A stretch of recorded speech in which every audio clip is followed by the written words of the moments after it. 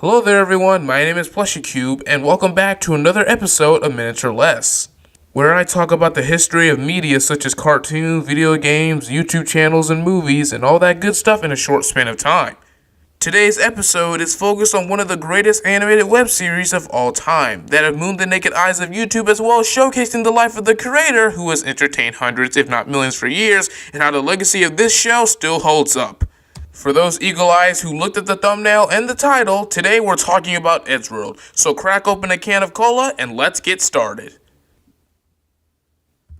This is Ed Gould. Born on October 28th in 1988 in the United Kingdom, as a kid Ed read a lot of comics and watched a lot of work of Matt Groening on television, and then like a lot of artists, drew in his school notebook in the middle of class. For the very longest time, not only did he do it for a passion, it was an escape from bullying. In his primary school years, he would meet close friend and collaborator Matt Hargreaves, who would also be bullied from time to time, while the both would bond over their love of drawing while still being kicked to the curb by the said bullies. It was then in secondary school when he would start drawing more comics, but this time putting them on DeviantArt and basing them around his friends. Eventually, he started using a GIF, whatever you want to call it. I'm going to call it GIF Maker to use animations in 2000, however couldn't find a site to host them until he discovered SFDT, which is standing for StickFigureDeathTheater.com. But at the time of the mid-2000s, he would later take YouTube tutorials for Macromedia Flash so he can animate. He kept animating, and as soon as you would know it, he published his first animation titled Bendy 1, which was a stick figure fight. Less than a year that Bendy 1 came out, he submitted his first Newgrounds entry titled Ed, the same day he joined the website. With the submissions on Newgrounds and Sick Suicide, he met a lot of great people who would contribute to the Eddsworld franchise, three of them being Thomas Ridgewell, Tord Larson, and Eddie Boley, with Ridgewell being a huge fan of Ed. With the comics, he would import his friends into the strip in a sort of semi-autobiographical sense. With these friend imports, it gave us the alcoholic and dim-witted characters we all came to adore. Except for Tord. Why not Tord? Why not Zoidberg? Good point. Carry on. Making more animations, comics, and collaborations with friends, the very first episode of Eddsworld released in 2004 as a Christmas special. Sounds kinda familiar, huh? The Christmas special, or the first episode, did gain traction at a slow rate, but that didn't stop Ed at all because he kept at it on a consistent basis. It wasn't until 2006 to 2008 where Eddsworld started getting more viewers, and oh boy, was it something. Understand this, that Ed was doing all the animation by himself and only had help from his friends and family providing voices. But despite the limited help, the show was skyrocketing with popularity. Episodes such as Movie Maker, Spares, Zombie Attack, 25 Feet Under the Seat, What the Future, and Climate Change grew the fandom's popularity and viewership rate to a ton. So popular that conventions were being attended, games were being made, merchandise was being sold, the comics getting extremely popular, and even the show getting on BBC. And no, I don't mean the porn, you horny freaks. The show's growing success gave fuel to Ed's passion, who was collaborating with more stuff. You want a prime example? You remember this dude? I like trains. Yep, voiced by Ed. Remember As the Movie 2? That was animated all by Ed. And hell, even with Tord leaving because of the pressure being in Eddsworld, the show was still standing on the stilts of popularity with one less of the famous four. And with his show and fandom, you can see that Ed was very protective and faithful to the show. For example, TV networks such as BBC and Channel 4 offered Ed numerous times for a TV show based on his property, but each time Ed would decline because of the risk of replacing his friends as voices and possibly losing creative control. And you know we can't have that. You could say that based on the success and popularity that Eddsworld was great. However, in reality, Eddsworld wasn't so great. In the 2010s, Ed was revealed to have leukemia for the second time in the video Ed vs. Cancer. The first time being 2006 while the show was still in production, worrying fans about the show's future and the creator. Despite the cancer, Ed continued working on the show when he had breaks from the hospital. But unfortunately, after a 6-year-long battle with cancer, Ed Gould passed away on March 25th of 2012. Many Ed heads online expressed their condolences to Ed as well as family and friends. Everyone for a second, let's shut off the timer and give a moment of silence for Edward Duncan Ernest Gould.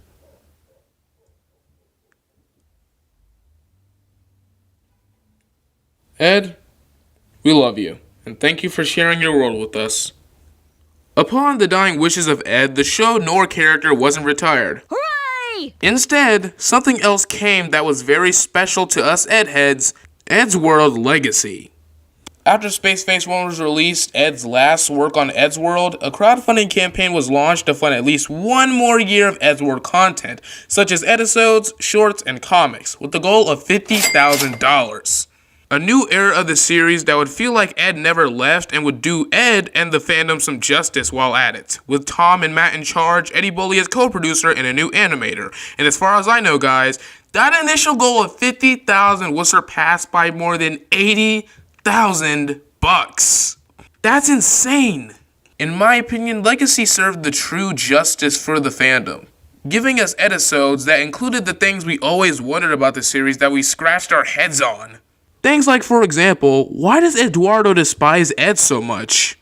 Those Q's that were turned into A's years ago were craved in the vein of Eddie Boley, the new producer. It also gave us a rise in quality in terms of animation, aided by Paul Trevoid. I hope I'm saying that right. As well as other guest animators lending their talents to the show. Although, with the promise of 1 year worth of Eddsworld content, the span of said content's production grew to almost 4. The reason behind this is not to scoff at, as Tom developed a lot of severe depression due to losing his very close and personal friend. Although the hiatus and delays, it still gave us fan favorite episodes such as Fun Dead and Salunatics. Some people loved it, some people hated it, but I loved it. Nobody cares. You're fun dead to me. After all the guest animators, after all the help received by the animators on Legacy, it was time for the end. Literally, that's what the final episodes are called. When asked in an interview on what he wanted to do for the eventual finale to the show, Ed stated that anyone who laid a finger on Eddsworld over the years had to be involved to not only make it meaningful, but bittersweet. He would have to call in every favor to end this series out with a bang. Animators from Legacy came to help, and help they did. With all this hard work put into a team of nearly 20 people, the end in Part 1-2 came out in 2016, 1 week apart, and focused on the return of the written-off fan favorite of the 4, Tord. And oh god, looks like he does not have any good motives, because look out, he has a robot!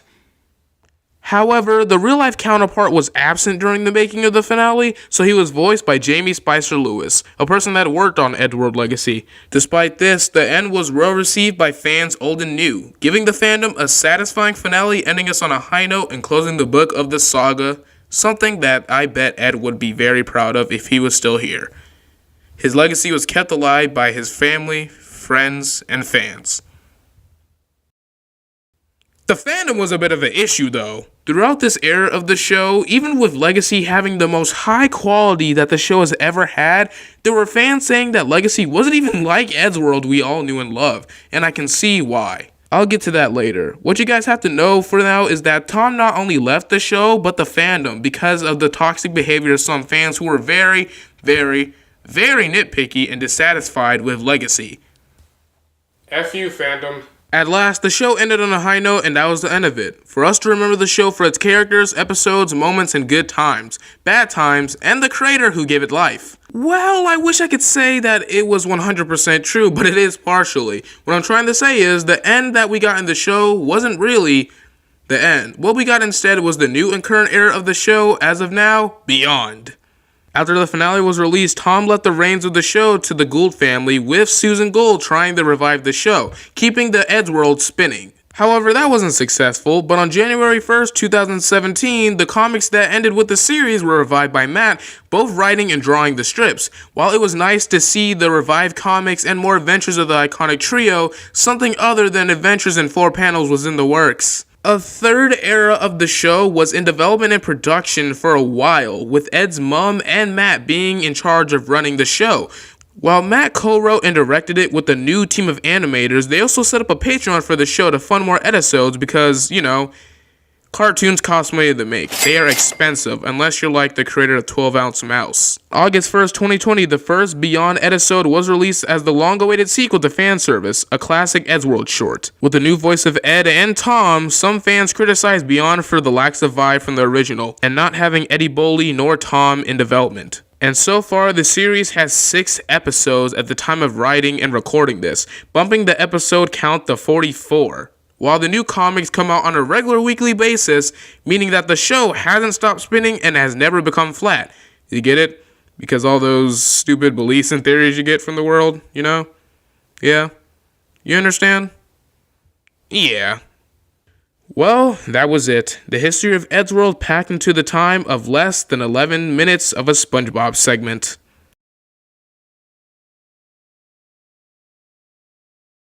Hey guys, thank you so much for watching this video. It means a lot to me. I hope you guys are doing great out there. I'm sorry that I've been gone for literally 2 months. I'm really sorry. I'm really sorry. I've been busy with high school. And if you look at my community post, I lost my slap-top charger. Yes, I said slap-top because every time this thing crashes, I have to slap it slightly. Man, I'm not better than no abusive dad. Sorry for the people out there who deal with abuse. There's hope out there. I love you. Anyways, thank you guys so much. And also, a big thank you to all of you. I know I'm saying thank you a lot because I can't thank you guys enough. God damn it. Anyways, I just like to say thank you for 150 subscribers. We're at 154. And I just want to thank you guys so much. Literally like 4 or 5 years ago, I started a channel. Not this channel. I'm not letting you guys find the other one. But it was just me making crappy videos for the fun of it and just doing my absolute best to post like every day. But that's elementary school, middle school me. And, you know, it's sad. But yeah, I just want to say that you guys have been the greatest audience a person can have in the past year or so. This year is great. This year, 2022, has been a really fucking bad year for me. But great for you guys, and great for you guys to watch my channel, and great for me to see you guys like it and comment and make a lot of conversations in the comment section. I just want to thank you guys so much. I mean, you guys can count how many times I say thank you, but I just can't thank you guys enough. The thing about this is that I really never thought that, you know, people would like my videos because of my voice or my bad editing or something like that. Just me thinking that, you know, I can't create anything good. But I still think that, but you guys still watch this content, and it's really awesome. I hope to reach 200 subscribers in 2023, and hey, if we keep at it, we can possibly hit 1,000. Who knows? I mean, the possibilities are endless. The night is young. Oh my god. And yeah, this took me a long time to get out, and yeah, it really did, because I had to write the script and put my character in and everything. Hey, don't get attached to the green character. He's not gonna be here long. He's gonna be replaced. This is because I drew him with a mouse. I'm getting a drawing tablet, don't worry. But yeah, that's just a thing I want to say, and you guys have been the best. And also, a video's coming in the next couple of days for New Year's. Yeah. Oh, and also, another thing. Make sure to check out the Couch Raisins podcast coming in 2023 with my friends Malcolm and Aiden, where we rip on Aiden and we talk about nerd and culture stuff. Also, we have special guests. Oh, and a big thank you to Classy 8, my great close friend, for making these thumbnails too. Yeah, you guys did not expect me to make these, because I did not make them. Like I said, I'm talentless. But Classy 8 is great. His YTPs are very awesome. They make me laugh and everything. So yeah, go give him a subscription without any pay. Like his videos, do whatever you can to support him, because he is taking the time out of his day and schedule. Don't know if he has a schedule, but the time out of his day to make these thumbnails for me, and it's more efficient for me because I have less time now. Exams are coming up for me and everybody else in North Carolina. Oh yeah, and the thing when I said I'll talk about this earlier about Eddsworld, guys, the thing I have to say about this is that no matter how much Beyond isn't really like the original series we all know and love, just cut it out, man. I know some people might not like it. Hey, I don't really like it that much, but I watch it for the nostalgia, and not because there's more episodes. I just watch it for the nostalgia. I love Eddsworld. It has a great impact on me. And everything I'm gonna list in 2023 has a great impact on me too. Not all of it, because I have like pages upon pages of video ideas to go through. But that's what I have to say, really. I mean, no matter what they're going through, you can do whatever you want. You can leave the fandom. You can say fuck, just fuck it. But for me, really, I go to the fandom the same way that Tom does it, just for the nostalgia and good memories. Because when I was younger, Newgrounds was the shit. But you guys understand what I'm trying to say here.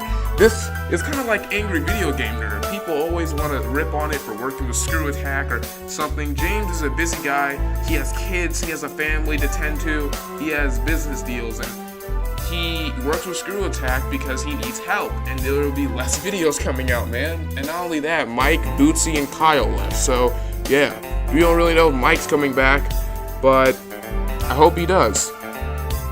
It's never happening, is it? But that's all I had to say. Thank you guys for watching. Thank you for 150 subscribers. We're less than halfway through to 200. And yeah, that's all I have to say. I love you guys. See you later.